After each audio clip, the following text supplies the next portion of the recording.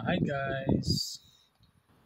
I-share ko po dito yung ah, experience ko about sa aking anxiety disorder or panic attack.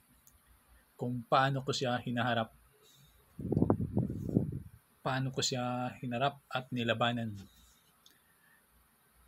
Unang-una guys, disclaimer lang, hindi po tayo doktor or psychiatrist. Ang lahat ng sasabihin ko dito ay base lang po sa aking mga karanasan. Unang-unang ginawa ko guys para malabanan ko si anxiety, unang-unang ginawa ko talaga nung first time kasi kabadong-kabado ako noon. Takot na takot hanggang sa nagkaroon ako ng idea. Unang-unang ginawa ko ay nagdasal talaga ako sa Panginoon. Yung taimtim na pagdarasal, halos minuto-minuto, nagdadasal talaga ako, humihingi ako ng kagalingan sa Kanya. Yan yung pinakaunang ginawa ko talaga. Kasi wala akong alam nung time na yun. Hindi ko alam kung ano itong sakit ko. At saka, mingi ako ng kaalaman kung paano ko malabanan o paano ko magamot tong aking sakit na anxiety disorder. Yan yung una. Prayer talaga yung una guys. Pangalawa, pumunta po ako sa doktor at nagpa-check up po ako sa aking blood pressure at saka sa heart. Kasi yung pinakaunang naramdaman kong sintomas nung time na yun ay yung pagkahilo. Akala ko tuloy high blood ako. Tapos kinaumagahan, sumakit ang yung dibdib ko, mahirap huminga. Kaya dalawa na yung kinatakutan ko noon, yung high blood at saka heart attack. Kaya pumunta po ako sa doktor para magpa-check up. Tapos ang sabi ng doktor, ng unang doktor na nag-check up sa akin, 145/90. At saka nagpa-ECG po ako. Binigyan lang po ako ng doktor ng gamot, 10 days lang na inumin para lang daw yun sa pangpawala ng sobrang kaba ko. Kaba ng dibdib. 10 days lang yun. Pero alam mo guys, hindi po ako naniniwala doon. Nagpa-check up ako ulit sa isang doktor. Yung ibang doktor na naman. Kasi feeling ko talaga, meron talaga akong sakit ng time na yun. Hindi talaga ako naniniwala na anxiety lang.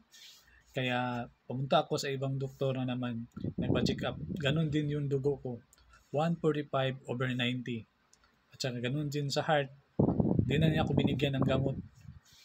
Binigyan na lang niya ako ng gamot para makatulog ako, para makarelax. Pero nasa akin lang yun kung iinumin ko ba yung gamot. Kasi hindi naman talaga yun para sa sakit ko. Kasi wala siyang nakitang sakit, sabi niya normal at good. Doon, hindi pa rin ako naniwala doon. Hanggang sa pumunta na talaga ako ng hospital kasi gusto ko na talagang magpa-admit.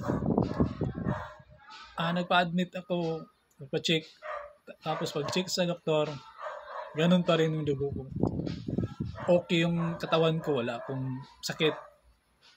Hindi ako high blood, wala akong sakit sa heart. Kaya hindi po ako na-admit sa hospital. Yan yung pangalawang ginawa ko ay magpa-check up ng dugo. Pa-check, pumunta ka talaga sa doktor at magpa-check kung ikaw ay may nararamdaman about sa iyong anxiety. Para malaman nila kung anxiety lang ba or ibang sakit na. Pumunta sa doktor, magpa-check up. Pangatlong ginawa ko,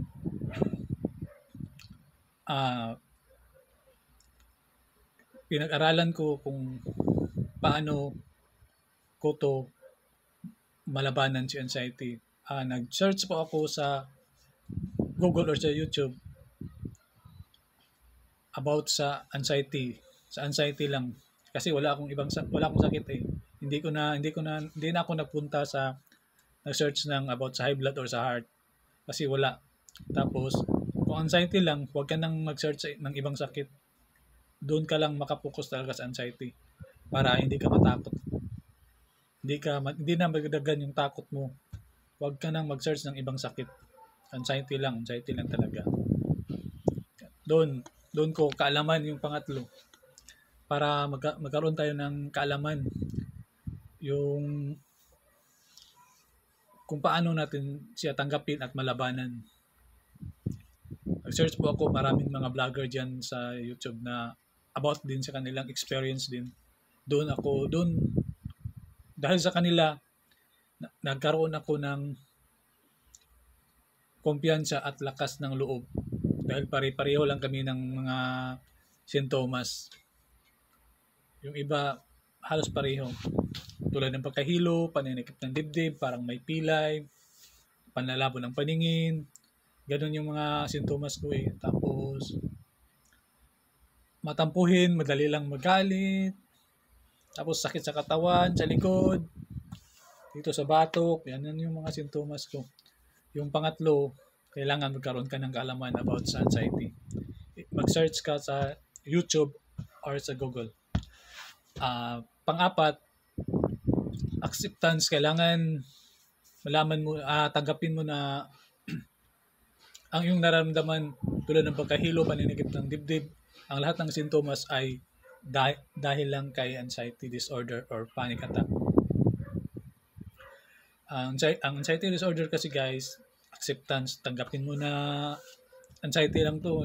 Lagay mo parati sa isip mo, anxiety lang to. At itong aking mga masama at pangit na pakiramdam dahil lang to sa anxiety disorder ko. Alam mo kasi si anxiety guys, hindi kanya kayang patumbayan yan. Ano lang siya, si anxiety guys, wala ka sa danger talaga. Disorder lang kasi yung ano mo. Kaya huwag kang matakot kasi wala ka talaga sa danger. Si anxiety guys, ilang beses ka nang sinumpong ng mga sintomas tulad ng pagkahilo, paninikip ng dibdib, mahirap huminga. May nangyayari ba sa'yo? Ni isang beses, hinihimatay ka ba? Di ba wala? Kasi si anxiety, kaya talaga ng katawan natin yan kapag galing ka na sa doktor at nagpa-check up ka na. Tapos sabi ng doktor, wala kang sakit, hindi ka high blood, wala kang sakit sa puso. Lahat ng sintomas na naramdaman mo ay dulot lang ng anxiety. At hindi kanya kayang pabagsakin yan. Hindi kanya kayang itumba yan. Wala ka sa danger kapag meron kang anxiety. Hindi totoo. Scammer po yung mga feeling mong naramdaman. Si anxiety, scammer po yan. Hindi ka totoong nasa danger dyan. Maniwala ka sa akin. Kung gusto mo, lahat ng sintomas at na nararamdaman mo, ilista mo yan sa notebook, isa-isa. Ilista, lagyan mo ng pizza. Tapos bibilangin mo kung ilang beses ka nang sinumpong tulad ng pagkahilo, pananikip ng dibdib. Doon mo malalaman guys na maraming beses ka na palang sinumpong ni minsan hindi ka hinihimatay. Hindi ka napunta ng hospital, na-admit sa hospital. Dahil ang totoo, kaya mo yan, yung mga sintomas na yan. Wala ka sa danger niyan. Anxiety disorder lang yan. Kaya huwag kang matakot.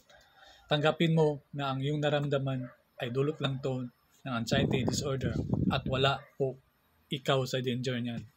Tandaan mo yan guys ha. Wala ka talaga sa danger niyan. Huwag kang matakot sa iyong mga pangit na pakiramdam. Kasi ilang beses ka nang sinumpong yan. Ni minsan, hindi ka hinihimatay. Yan ang palagi mong ilagay sa utak at sa puso mo.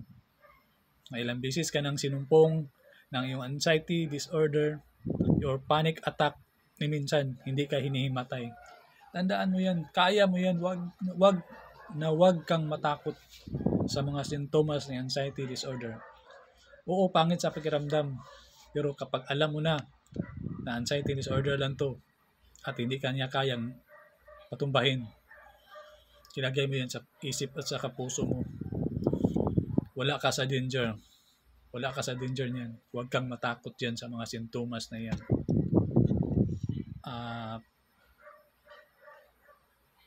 Panglima ay kailangan mo na ng healthy lifestyle.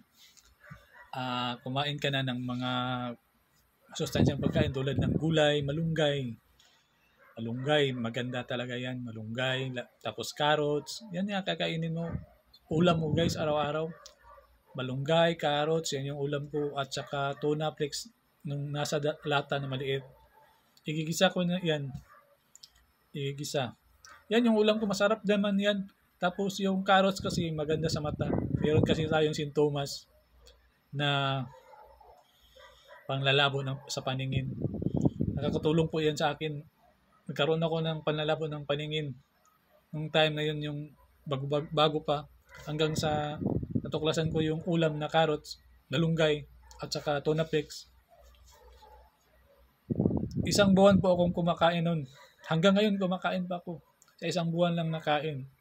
Nawala yung panlalabo ng aking paningin. At tapos yung malunggay, maganda yun sa dugo. Maganda yun sa katawan. Kung feeling mo nahihilo ka, maganda yun. Gamot yun sa dugo, sa high blood at saka sa hilo. Tapos yung tuna flakes, maganda yun sa heart kasi mayroon daw yung omega. Gamot, para din yun sa puso. Tatlo na. Dalawa lang yung kinatatakutan natin dyan eh. Yung sa puso at saka yung high blood. Meron kang panglaban na. Kaya, ganyan na yung ulam mo tapos uminom ka ng maraming tubig. Sa umaga, uminom ka ng maligamgam na tubig, isang baso. Tapos, yung normal na tubig, isang baso din, 2 beses. 2 baso sa umaga pagigising. Tapos, kailangan makaabot ka ng 10 to 12 glasses of water. Sobrahan mo nga. Kung kaya mo 14, 18, sobrahan mo. Para mawala talaga yung mga toxics na sa ating katawan. Yan yung mga healthy lifestyle guys. Tapos umiwas ka na sa mga pagkain na kailangan mong iwasan. Iwasan muna, hindi naman talaga bawal yan. Kaya lang pag makain mo yan, susumpungin ka eh. Lalabas yung mga sintomas ni anxiety pero wala ka talagang bawal kasi healthy ka naman. Meron ka lang anxiety disorder kaya feeling mo may sakit ka. Unang-unang pagkain na kailangan mong iwasan ay yung galunggong. Yung mga isda na madugo. Tapos, yung, ano ba? Basta yung mga isda na madugo, nakalimutan ko. Marami yan sila eh. Iwas ka muna, lalong-lalo na sa pinaksiw, yung may suka, yung maasim, bawal yan sa'yo. Hindi naman bawal, pero iwas lang. Kasi susumpungin talaga tayo dyan. Yan yung, ko, parang, tuwing kakain ako ng mga ganyan, lalabas talaga yung sintomas, yung pangit sa pakiramdam. Tapos, umiwas ka sa sobrang matamis ng mga pagkain. Umiwas ka rin sa sobrang maalat at maasim. Iwasan mo muna yan hanggat sa hindi ka pa tuluyan magaling at hindi mo pa kaya yung mga sintomas para makarelax yung katawan mo at isip at dahan-dahan gagaling ka. Iwasan mo na rin yung soft drinks guys. Yung mga energy drink, yan bawal talaga yan sa atin. Soft drinks, energy drink, at saka yung alak, wag na muna. Sigarilyo, iwas na rin muna. Kasi bawal talaga yan sa atin. Kaya tayo nagkaroon ng anxiety dahil baka meron tayong mga mali na ginagawa dati. Yung kulang tayo sa tulog, kailangan talaga matulog. Parating pagod yung katawan natin, wala tayong pakialam, trabaho lang tayo ng trabaho, pero pagod na pala. Tapos, sobrang pag-iisip, ganun. Iwasan nyo na yung mga ganyan para gumaling tayo ng tuluyan. Yun, yan yung mga ginawa ko dati guys. Unang-una, prayer. Pangalawa, pumunta sa doktor, magpa-check up. Pangatlo, mag-search sa YouTube para magkaroon tayo ng kaalaman yung pangatlo. Pang-apat, yung acceptance. Kailangan tanggapin mo na anxiety disorder lang at wala ka sa danger pag lumabas yung mga sintomas na yan. Pang-lima, yung healthy lifestyle na muna. Iwas na sa mga masasamang mga pagkain. Yan lang yung guys. Sana i-try nyo ito sa sarili nyo. para katulad ko rin kayo nakakaya na yung sintomas. Hindi pa naman ako tuluyang magaling, pero hindi na ako natatakot kasi alam ko na at nakakaya ko na talaga. Kaya sana i-share nyo nito sa mga tropa nyo. Baka meron kayong ibang tropa o mga kakilala na meron ding anxiety. Magkaroon din sila ng kaalaman at lakas ng loob. Makatulong tayo mapanood nila to. Please share, like, and subscribe na rin sa akin channel. Salamat and God bless.